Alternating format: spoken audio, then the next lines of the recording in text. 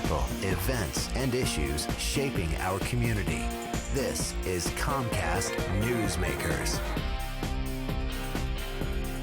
We're coming to you from the plaza of the state capitol. It's Children's Week's festivities behind me. You'll see probably Clifford the big red dog and Dora the Explorer making the rounds back there. All kinds of kids as well. It's really an exciting time right here in Tallahassee.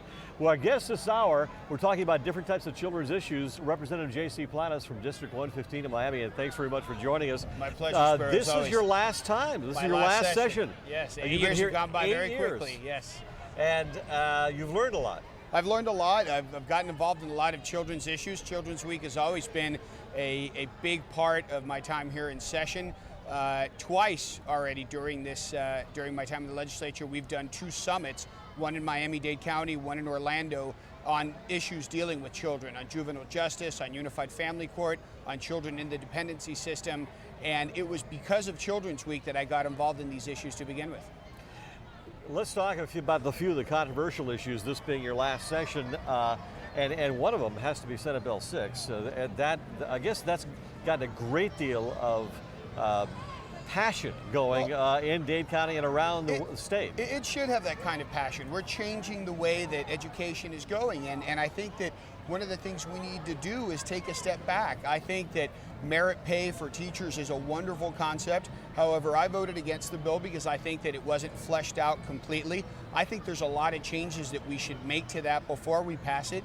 And, you know, for that reason, I understand why the teachers are so upset, because we're changing things so radically. And I think one of the wiser things to do may be to take a step back and look at this a little bit more. A big change that has occurred is that the Seminole Compact, the money coming from casinos, was earmarked for education. That's changed. Well, now it's going into general revenue. That was a big change. Obviously, I think the Seminole Compact is another hot issue this year. I think it's something we need to do. I don't think we're expanding gaming in the state. I think the state has gaming. I think we're just taking a step that we were forced to take.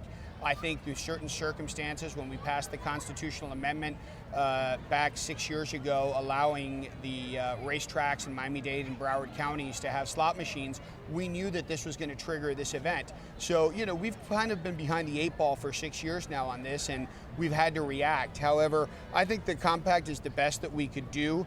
Obviously, I wish some of the money was dedicated towards education, but I understand why we have to put it into general revenue. The state really needs it right now.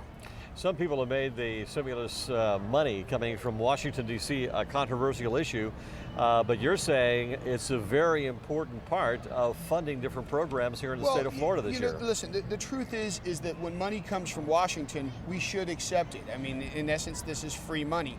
There are some things that are tied to certain triggers, and I think those we need to look at. But in essence, the money that comes as grants from the federal government is stuff that we should use to plug the holes in our budget. And of course, this year it's needed.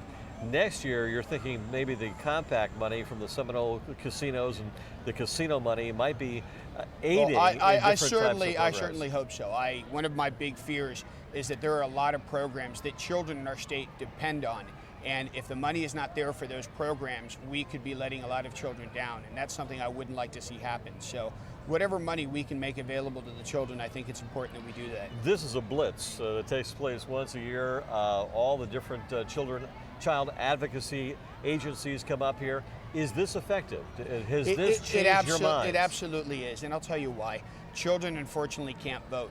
Of all the citizens that rely on government, children are the only ones that can't affect us in the ballot box. So we need to see them. We need Children's Week for them to be up here so we can see how it is that they need, they need us. Because what a colorful and vocal reminder behind us today. It is, and it's a wonderful thing, something I look forward to every year. All right, well, thank you, Representative J.C. Planas, District 115 of Miami, our guest this hour on Comcast Newsmakers. We're coming to you from the plaza of the state capitol, and we thank you for joining us.